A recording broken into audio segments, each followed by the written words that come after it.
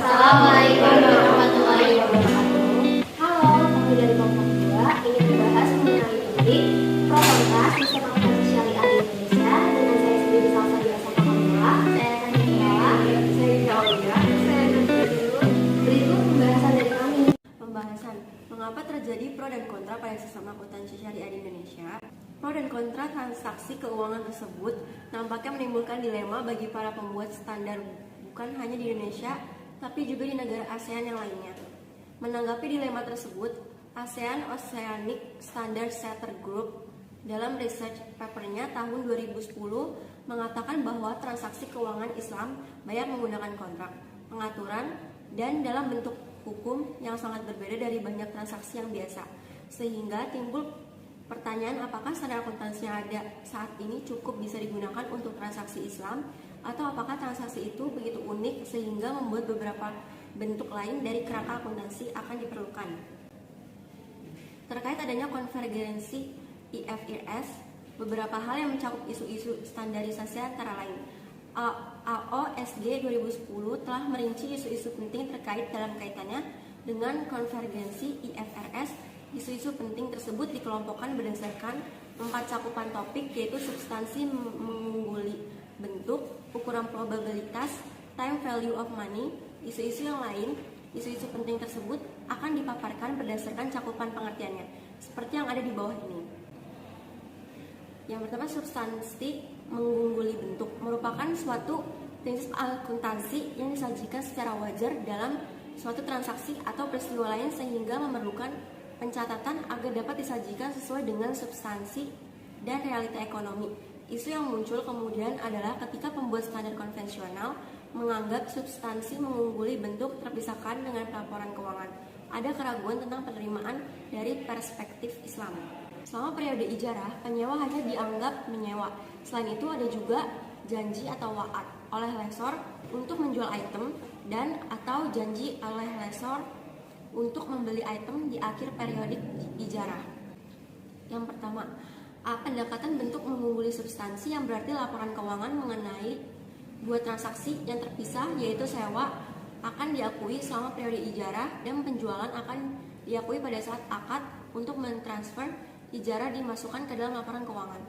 Yang kedua, B, pendekatan substansi mengungguli bentuk yang berarti laporan keuangan hanya mengenali suatu transaksi saja, yaitu akun untuk dua transaksi sama dengan kesepakatan dengan menggabungkan kedua kontrak menjadi satu. Contoh yang lain adalah penggunaan kontrak mudharabah.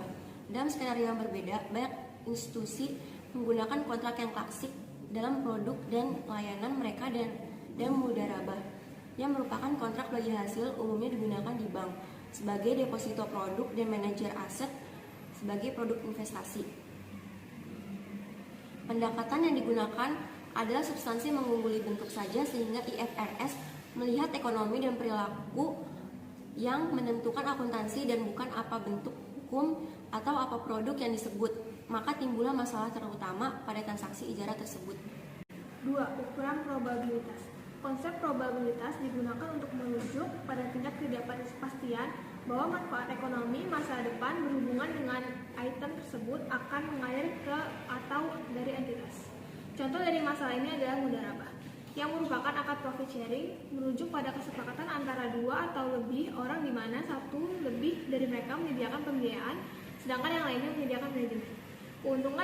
Keuntungan bisa dibagi sesuai dengan proporsi yang disepakati, tetapi kerugian hanya ditanggung oleh penyandang dana sesuai dengan bagian mereka dari keseluruhan.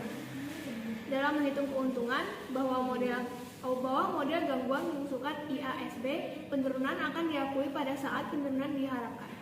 Dan menurut pendekatan probabilitas, penurunan akan berdampak keuntungan ketika ia adalah kemungkinan. Namun pendekatan yang timbul malah justru penurunan hanya bisa berdampak ketika keuntungan tersebut terjadi.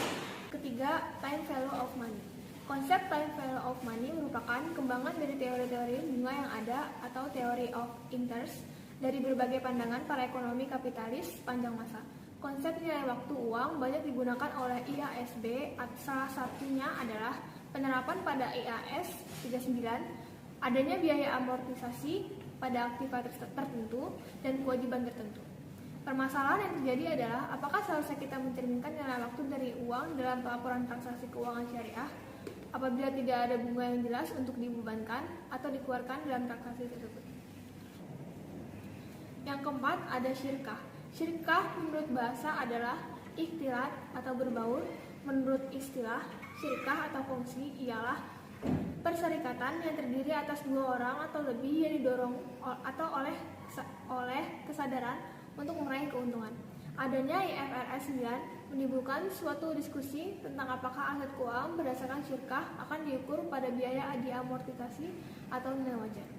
Ayat 4.2 menyatakan bahwa seluruh aset keuangan yang harus diukur pada biaya diamortisasi jika kedua kondisi terpenuhi. Sebuah aset keuangan harus diukur pada nilai wajar kecuali diukur pada biaya diamortisasi jika kedua kondisi terpenuhi, yaitu aset tersebut diadakan dalam model bisnis yang bertujuan untuk memegang aset dalam rangka untuk mengumpulkan arus kas kontraktual, dan istilah kontrak dari aset keuangan menimbulkan pada tanggal tertentu untuk arus kas yang semata-mata pembayaran pokok dan bunga nilai atas pokok beredar.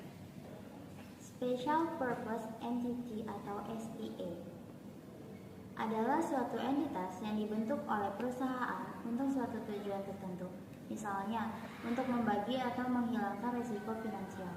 Tujuan dari dibentuknya SPA adalah untuk mendanai aset tertentu atau layanan tertentu dan tetap membuat hutang perusahaan induk, mengubah aset finansial tertentu seperti hutang dagang, pinjaman, atau hipotek ke dalam bentuk liquid, mengurangi besarnya pajak.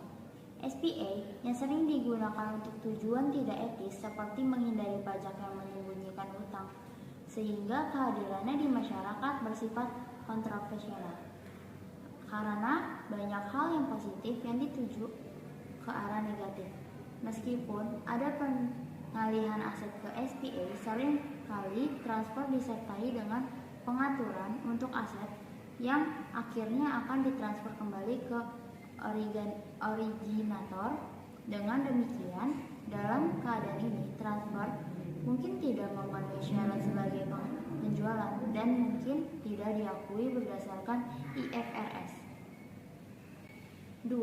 Suku penilaian. Suatu penilaian memiliki definisi sertifikat yang bernilai sama dengan bagian atau seluruh dari kepemilikan harta yang berwujud untuk mendapatkan hasil dan jasa di dalam kepemilikan aset dan proyek tertentu atau aktivitas investasi khusus. Sertifikat ini berlaku setelah menerima nilai suku saat jatuh tempo dengan menerima dana sepenuhnya sesuai dengan tujuan suku tersebut. Perdagangan suku mendapat suatu kontrak baik karena sifat mereka seperti bank sentral Bahrain suku Al-Salam, karena kebanyakan produk syariah khususnya untuk suku bersifat debt based atau debt likely, padahal idealnya keuangan syariah adalah profit loss sharing.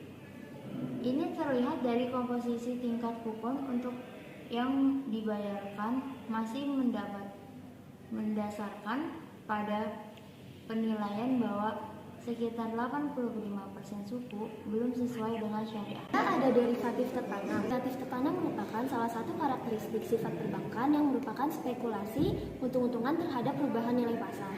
Transaksi derivatif dapat berfungsi sebagai sarana mencari atau memberikan informasi tentang harga barang komoditi tertentu di kemudian hari atau disebut price discovery. Pertanyaan ini menyebabkan keputusan syariah bahwa harga harus diketahui pada saat kontrak untuk menghilangkan goror atau ketidakpastian yang sering diartikan bahwa harga harus ditinjau ulang atau diperbaiki. Dampaknya adalah bahwa lembaga keuangan Islam menghadapi resiko ketimpangan pendanaan saat pemberian jangka panjang suku bunga tetap pembiayaan didanai oleh deposito jangka pendek variabel tingkat. AS 39 selanjutnya membutuhkan bahwa derivatif tertanam dipisahkan dari kontrak utamanya. jika memenuhi kriteria. IFR 9 ayat 4.7 tidak memerlukan derivatif ke-6 untuk dipisahkan di dalam lingkup standar. Mungkin bahwa ada kontrak Islam di luar lingkup IFRS, misalnya dalam beberapa kontrak berdasarkan kemitraan seperti beberapa bentuk musyawaratan berkurang. Berdasarkan ayat 4.8 IFR 9, entitas perlu untuk menerapkan IAS. Asal dari kelompok kami, kurang lebihnya mohon maaf. Wassalamualaikum warahmatullahi wabarakatuh.